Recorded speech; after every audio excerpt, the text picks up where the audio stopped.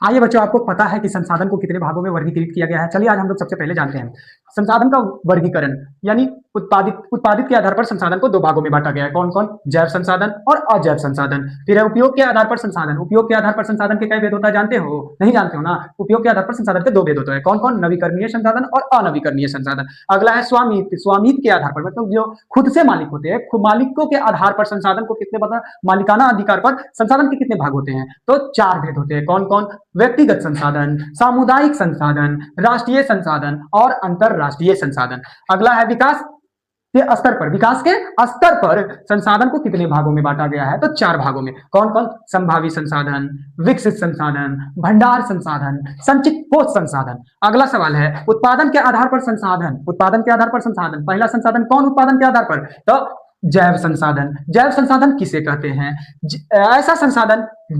ऐसा संसाधन जो हमें जैव मंडल यानी जैव मंडल से प्राप्त होता है, जिसमें जीवन होता है, उसे हम लोग क्या कहते हैं? जैव संसाधन कहते हैं। जैसे मनुष्य, प्राणी जाति जिसमें प्राण होता है, जिसमें जान होता है, वो जैव संसाधन कहलाता है। आगे है अजैव संसाधन किसे कहते हैं? तो वे सभी संसाधन जो निर्जीव वस्तुओं से बनते हैं उसे क्या कहते हैं? अजैव संसाधन कहते हैं। जैसे चट्टान और धातु।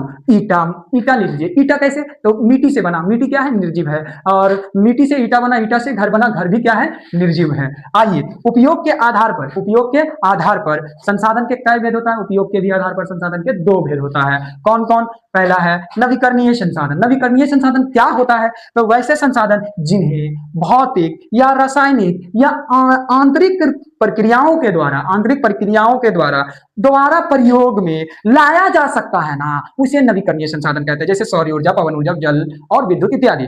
अब बताइए अनवीकरणीय संसाधन किसे कहते हैं? अनवीकरणीय संसाधन वैसे संसाधन जिन्हें एक बार प्रयोग तो कर ले, लेकिन उसे दोबारा इस्तेमाल में नहीं ला सकते, दोबारा प्रयोग नहीं कर सकते हैं। जो उसे प्रयोग करने में कम से कम लाखों वर्ष लग सकते हैं, उसे बनने में क्या कर सकता है? लाखों वर्ष लग सकते हैं। इसीलिए उसे अजैव संसाधन कहते हैं। नहीं, अजैव नहीं, नथिंग, गलती हो गया।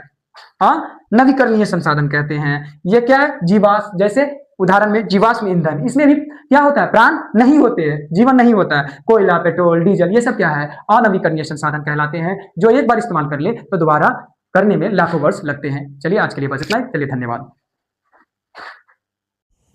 ज्ञान 48 चैनल को लाइक करें, सब्सक्राइब करें और बेल आइकन को दबाएं।